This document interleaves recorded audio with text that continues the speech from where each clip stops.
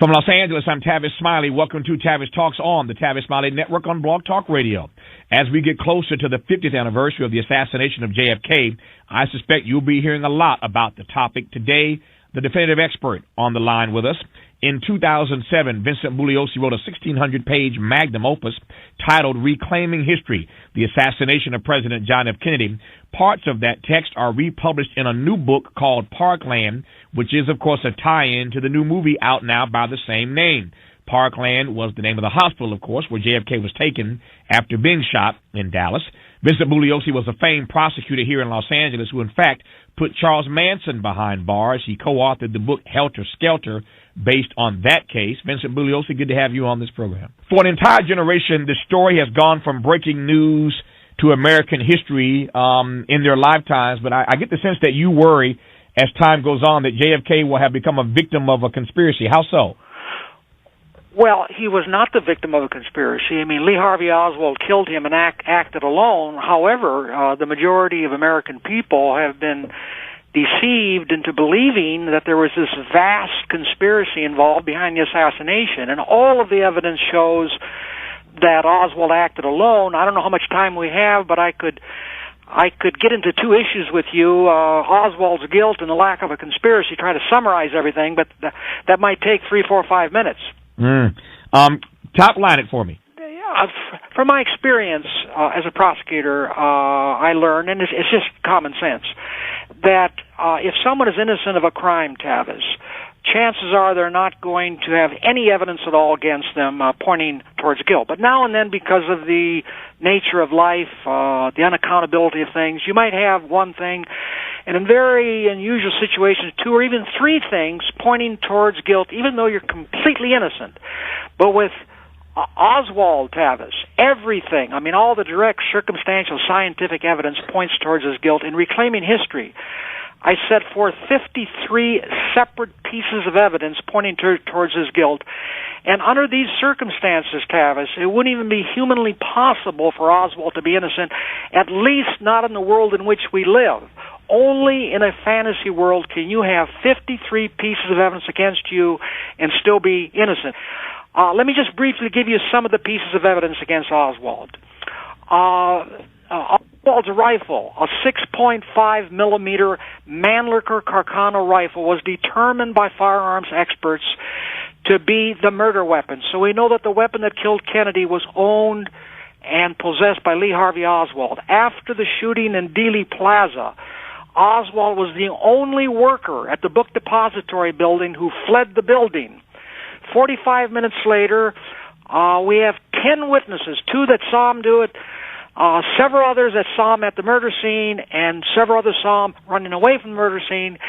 He shot and killed Officer J.D. Tippett of the Dallas Police Department, who had stopped him on the street to interrogate him or ask him a couple questions. A half hour later, at the Texas Theater, he resisted arrest by pulling a gun on the arresting officer. Over a 3-day period, he was interrogated by the Dallas Police Department for 12 hours.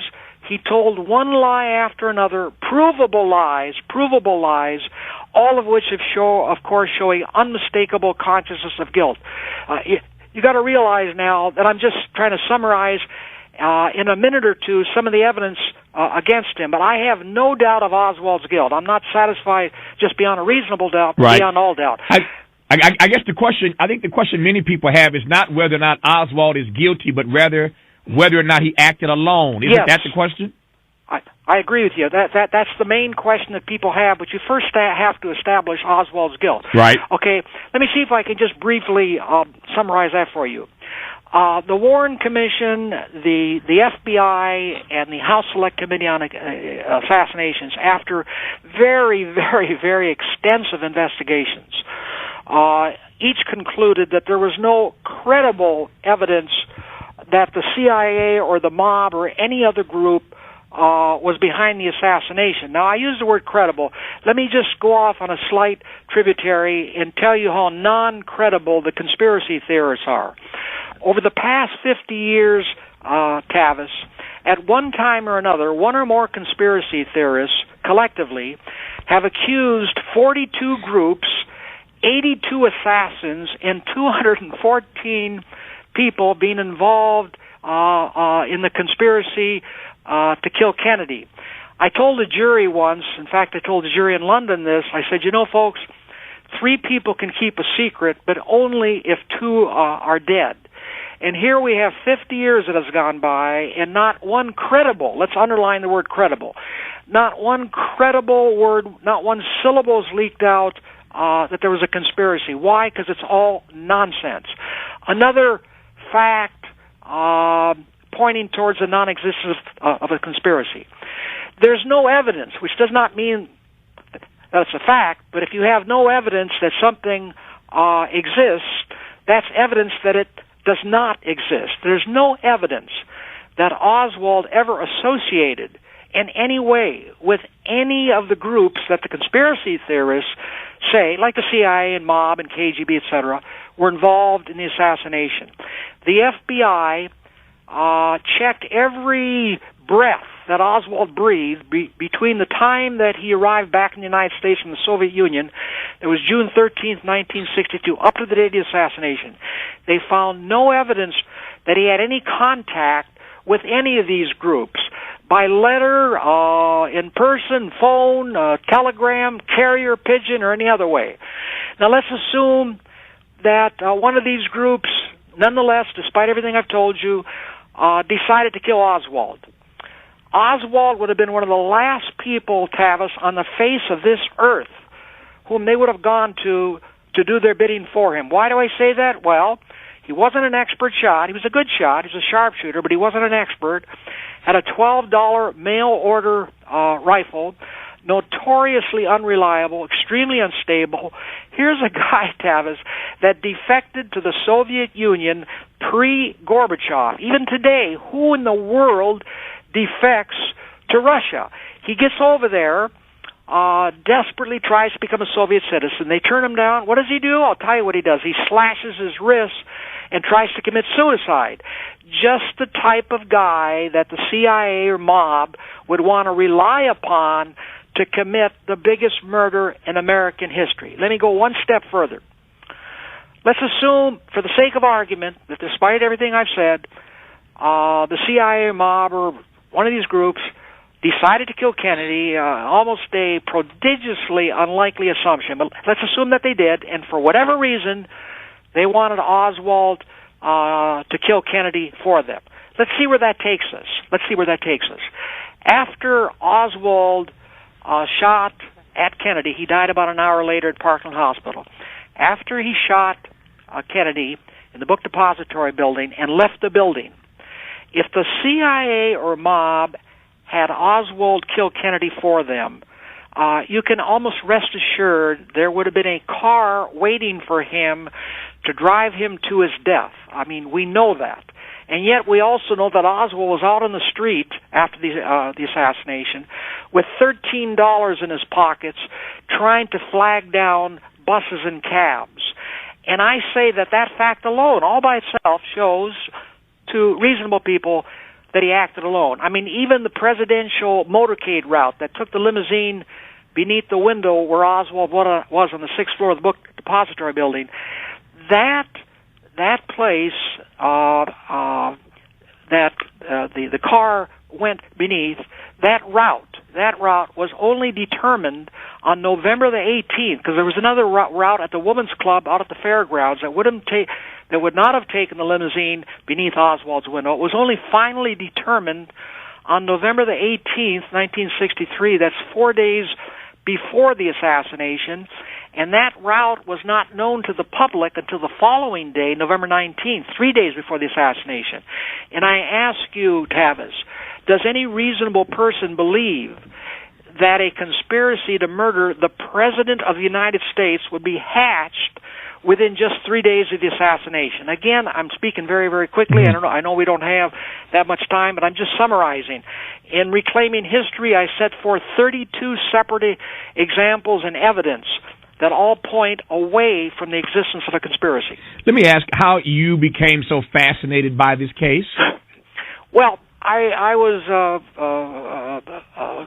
contacted by London Weekend Television, and they wanted me to, quote, prosecute Oswald, and in a TV trial.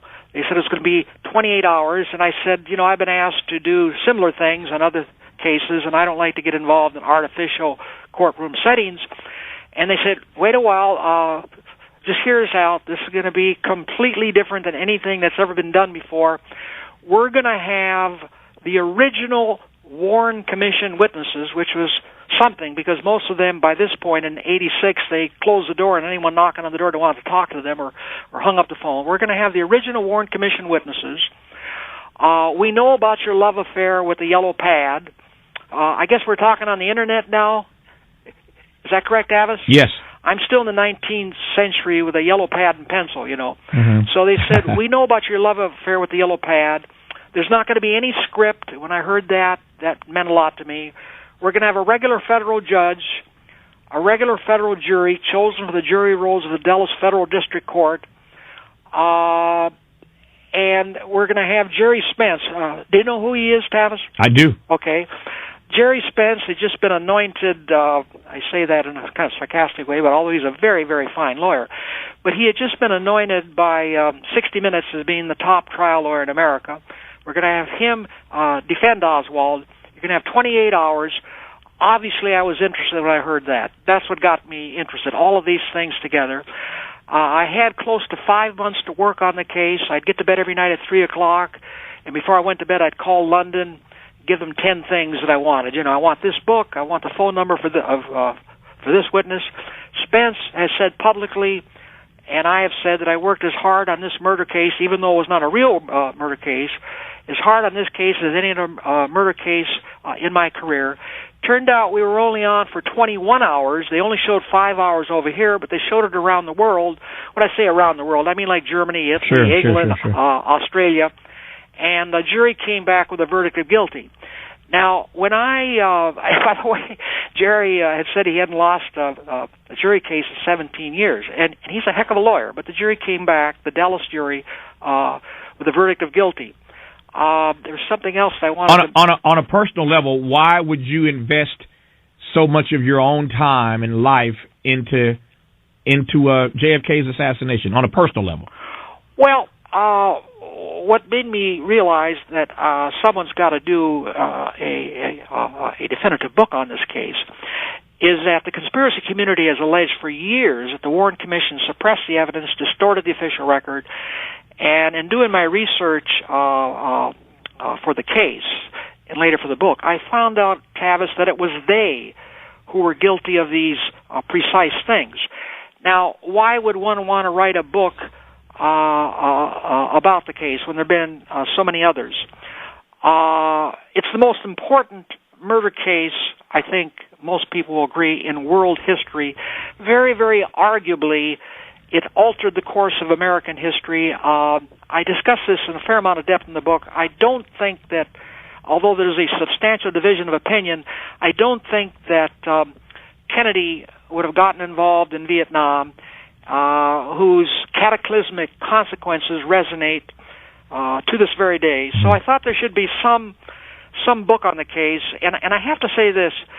It sounds obviously like I'm boasting, but I'm being very, very factual about this. I had Helter Skelter, the biggest selling true crime book in publishing history. In Cold Blood is number 2. And when I was interviewed on that case, I never said a complimentary word about the book. I just talked about the book. Outrage was number 1 in the country on the Simpson case. I went on many interviews. I never said anything bragging about the book. But I have to say that reclaiming history is more than the definitive book. I mean, many have said that. They've gone beyond that. And said something that you rarely, if ever, hear, and they say it's the, quote, final word on the assassination. In other words, fold the tent and go home, folks. Papers like the L.A. Times, the London Daily Telegraph, one of the chief counsel for the Warren Commission called it a book for the ages. A staff member of the Warren Commission said that it's the final word. The L.A. Times said it was a final word. Here's someone, It's seen the world through books, a professional book review organization, reclaiming history as a towering masterpiece, achieving what many experts consider the quote final word on the assassination. Let me ask you this as the exit question: why, to your mind, after all these years, 50 to be exact now, is there still such a fascination with the assassination of JFK? Well, apart from the fact that I think it's the most important murder case in American history, if you were to get, let's say, 10 or 100 people with very, very imaginative minds, Tavis, and put them in a room for a month, feed them under the door, and they'd have the mission. Come up with a presidential assassination more interesting, more fascinating, more intriguing than the Kennedy case. They couldn't do it. This case is unbelievable. As I'm talking to you right now, there are people around the world, not everyone, of course, very few people, but numerically, there's thousands of people around the world talking about this case. One book after another comes out. There's been over 1,000 books, more words written about this case than any other single one-day event in world history. It's a fascinating case, the most important murder case, and people cannot get enough of this case. On November 22nd, 1963, President John F. Kennedy was assassinated, and this is the story of what happened next. It's called Parkland. The book, also now a major motion picture, the book written by Vincent Bugliosi. Vincent, thanks for your time. Good to have you on this program. Thanks a million for having me back. Until next time, thanks for listening to Tavis Talks, and keep the faith.